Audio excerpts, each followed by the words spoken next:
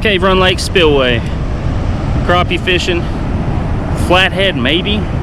That's what I'm going for anyways with my live bait pole. But the crappie have been very, very active down here. It is the first week of October, and I'm below Cave Run Lake at the Spillway. That's what the water looks like down there. They've got it shut down pretty low, and the crappie are in here in force. So I'll show you what I'm working with. I'm going to be using a 64th ounce jig on a trout magnet and some shiners as well. And if I catch a bluegill, I'm going to throw them down on my catfish rod for flathead. Let's get started. So this is my old Spin Fisher 3500. It's been in my garage, so it's got all kinds of just all over it. But it's got 14-pound mono on it. And this is kind of a hybrid between my smallmouth live bait rigs and my channel cats. But half-ounce egg sinker, bumper stop, Palomar knot to a big swivel. And that's either 17 or 20-pound fluoro to a mosquito circle hook. So it's big enough to handle bigger fish, but small enough to where if a nice smallmouth hits that, I can get it too. So let's get some shiners on the hook, get them in the water, and then I'll show you what I'm crappie fishing with. Send it down. There it goes. You'll feel it touch bottom. I'm on bottom. Bring it up. Now I've got my drag really loose on this rod, so basically I'm going to be watching the rod tip to see what's going on. And it's a circle hook, so I'm not setting a hook on it. So to give it a chance to set the hook before I get up to it. This is what I'm crappie fishing with. Now everybody I know fishes for crappie with crappie minnows, but I kind of don't use live bait anymore for them. You don't really need it. It's very effective if you do, but I'll show you.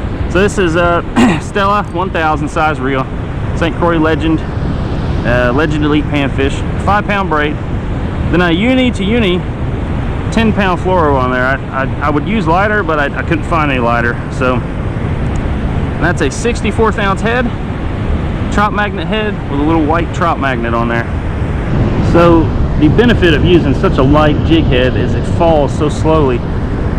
And with it being morning time, oh God. With it being morning time, they're going to be coming up.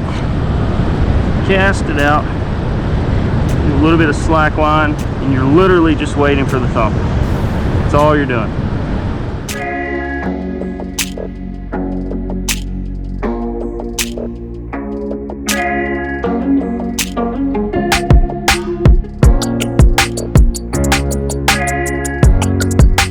More or less, I'd like to catch a little flathead on it.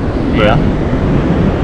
These crappie are thumping, but they're just tight-lipped this morning. They're not. Huh. There it is. Look at that. Hey, this guy is going out as bait. Look at that, man. That's flathead candy right there. Muskie. Yeah. That's what's hitting it. It's not crappie. Bluegill. It's bluegill. Where do you usually hook your bluegill at? In the nose? I don't really catfish that much, but usually on those really small ones I'll do through the nose, but on the bigger ones I usually go right either there or there. I usually go on the bottoms where I always went. Like I say, I don't really catfish a whole lot. We used to do that all the time for attempted catfish in a pond behind Dad's. We ended up coming out with 5 to 6 pound bass. Yeah. That's all we'll ever eat it. Flathead or channel? If it was channel, it was huge. He's about that damn long. Oh my gosh. Probably a blue, I'd say. There's the bottom. I'm not 100% sure what it was, honestly. I assumed it was, Now we got a flathead rod out. The old tandem rig came through for bluegill. God, you should have seen that muskie I raised, man. I raised that 40. I know you're going glad I had musky stuff in it, so it's gripping wind. He came in, he had a white mouth on him, because I was like, man, it feels like I just got hit. I looked, and there it is. Look at the bluegill. No, that's crappie. There you go, folks. Starting to heat up. A little crappie action for you. Look at that. There it is. Starting to pick up. You guys gonna head down? Yeah, over there. If I start catching bigger ones, I'm gonna have to figure out, I guess I'll put them in my minnow bucket. So the fishing's finally starting to turn on. I caught a bluegill, which I think that's what was hitting me, and I couldn't hook up with him.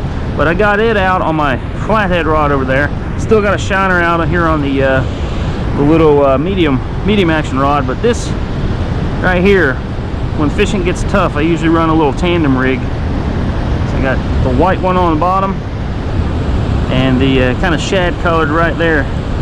That's been the ticket. Oh, whoa, whoa. Now that just got thumped. That's got a fish on it.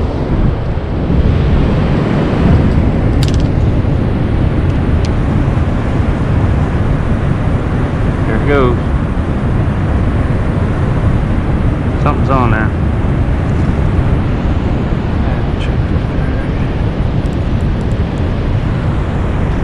I think that might be a muskie. Hey Jay, got one on. Do you? He's got a muskie on. Yep.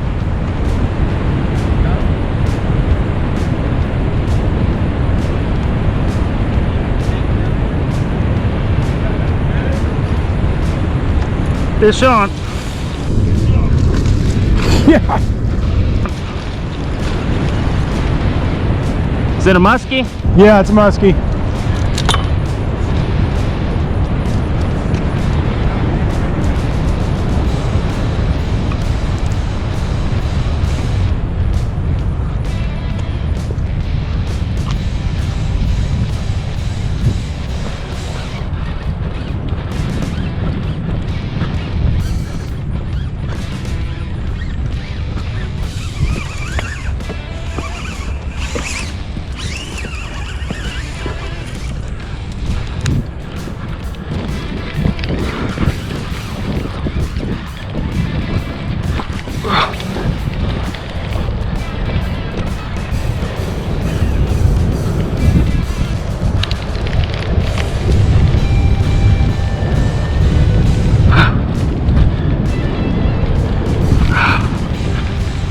Oh yeah.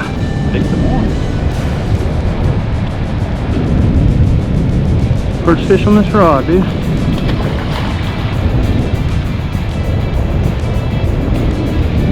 It's on a circle hook. Oh, right in the corner of the mouth. Yep.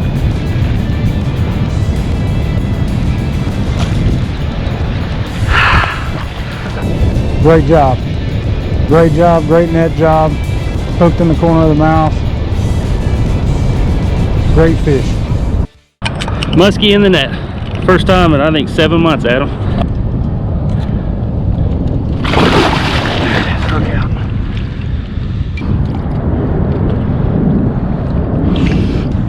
Here you go, folks. On the bluegill. I think that's my first live bait. No, that's my second live bait muskie. She's ready to get out of there. There it goes. Glad you were there to see that, man. Yeah, I've seen one in so long. Thanks, man. No problem. It's up there now. Yeah. It smacked it. And I lifted it up and the line was just going everywhere and I could feel it just. Oh, yeah. I was like, I think that's a muskie just sitting there chewing on Chewing it. on it, probably. But that's the first fish on that rod. Well, that was the first fish on this catfishing rod. That is a big cat fever. I think that's a medium heavy on a Penn Squall 2 20. Really, it's kind of overkill for fishing here, but I wanted to get it out because there are really big flathead in here. But I felt that, well, I saw and heard that rod, it just went whack like that. And so I went over here and turned the clicker off, kind of thumbed the spool, and I just felt it swimming around, and I could tell it was a muskie because it was just sitting there chewing. And if you ever seen a muskie eat something, when they hit like a live bait, they just sit there, they eat it, and they try to gulp it. But I knew I had that circle hook in there, so I knew I was going to be all right. Reeled up on it, and it was there, and I am stoked. So I'm getting ready to pack up, but before I do, if you've not already done so, please hit that subscribe button below and hit the like button for this video if you like what you saw. It helps me out so much, and I would really appreciate that. Anyways, I'm gonna head to the house. See y'all.